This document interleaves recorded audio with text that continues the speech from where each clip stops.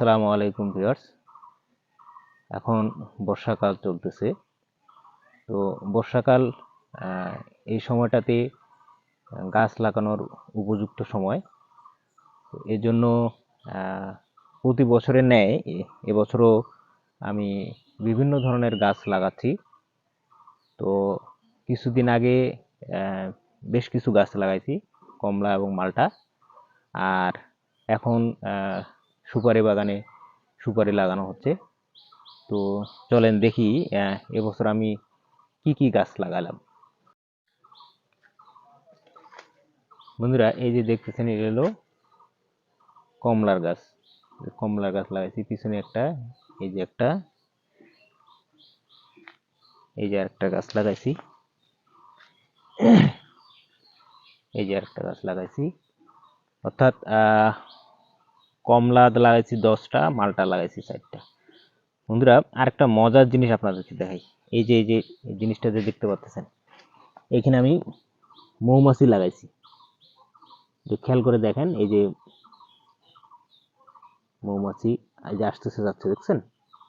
এই যে আর একটু ক্লোজ করে দেখাই, এই যে দেখেন,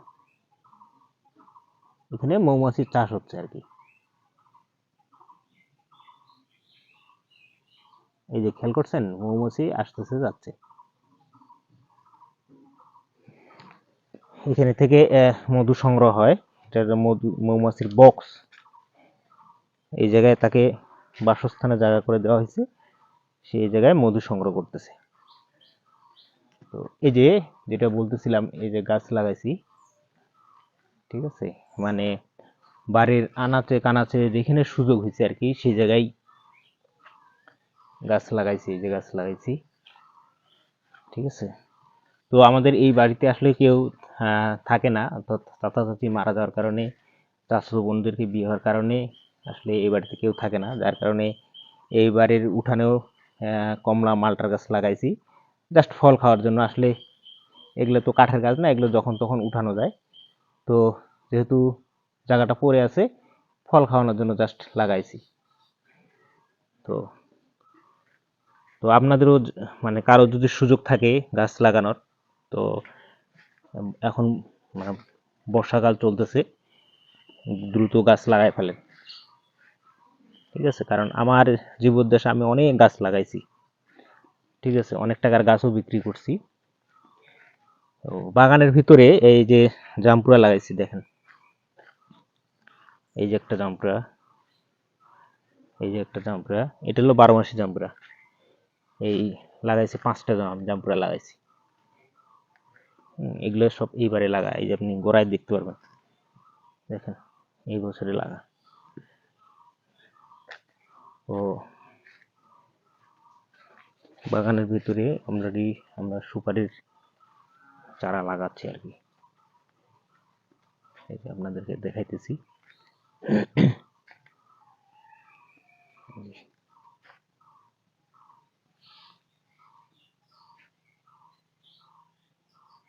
পুরো বাগানেই সুপারি গাছ, ছোট ছোট চারা লাগাইছি।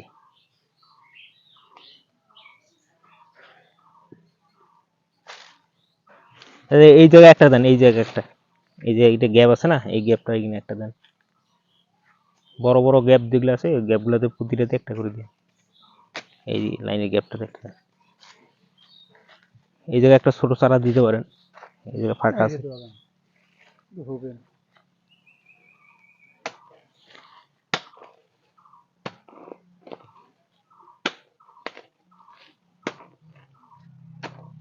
এই যে এই জায়গায় 3টা চারা আছে না, 3টার মধ্যে 2টা উঠায় নেন, ওই ছোটটা রাখেন, বাকি বড় 2টা উঠায় নেন।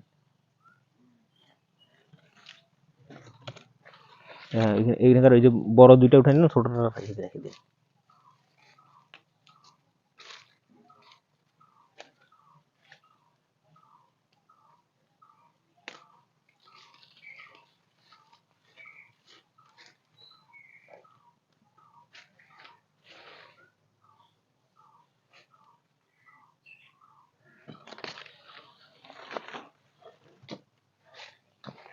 ওই সাইডে মনে হয় আরো কয়েকটা গ্যাপ আছে।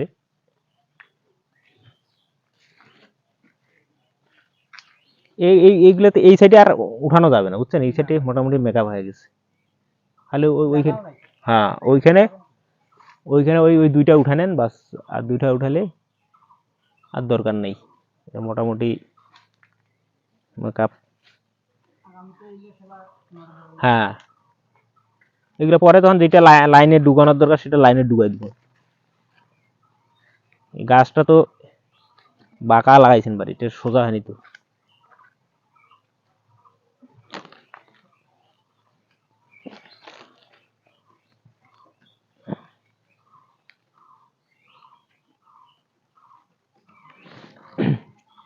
যে আপনারা দেখতে পাচ্ছেন নতুন করে এগুলো শুটিং দেওয়া হয়েছে আর কি। আপাতত ঘন ঘন করে লাগানো হয়েছে, এরপরে লাইনে বসানো হবে আর কি, একটু বড় হয়ে গেলে লাইনে বসানো হবে। তো বর্ষাকাল যার মানে বাড়ির আশেপাশে যদি গাছ লাগানোর সুযোগ থাকে, যে কোনো ধরনের গাছ, তাহলে অবশ্যই আমাদের গাছ লাগানো উচিত। কারণ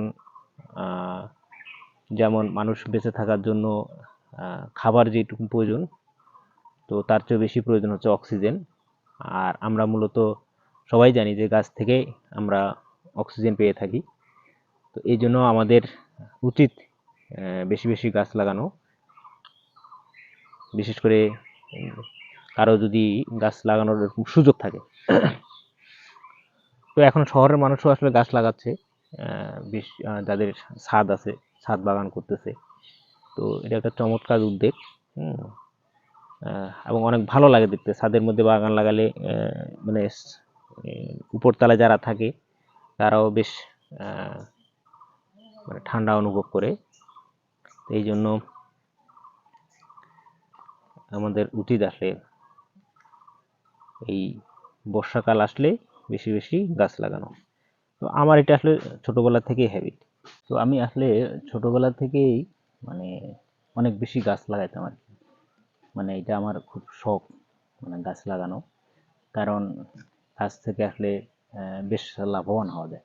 একদিকে যেমন ফল, মানে ফল খাওয়া যায় বা আবার ফল বিক্রি করা যায়। অন্যদিকে আবার যদি সেটা বনজ গাছ হয়, মানে কাঠের গাছ হয়, সেক্ষেত্রে কাঠ ভালো দামে বিক্রি করা যায়। তো ওভারঅল এই কারণে আসলে আমি বেশি বেশি করে গাছ লাগাই, যে সব মিলে গাছ লাগালে অনেক বেশি মানে প্রফিটেবল হওয়া যায় আর কি। তো যাই হোক বন্ধুরা, বৃষ্টি পড়তেছে, মানে আকাশটা আপনারা বুঝতেই পারতেছেন কেমন জানি মেঘলা মেঘলা। ঠিক আছে, গুড়ি গুড়ি বৃষ্টি পড়তেছে। তো আজকের মধ্যে আমার এই ব্লগটি এখানে শেষ করতেছি। সবাই ভালো থাকবেন, সুস্থ থাকবেন। আসসালামু আলাইকুম রহমতুল্লাহি ওয়া বারাকাতুহু।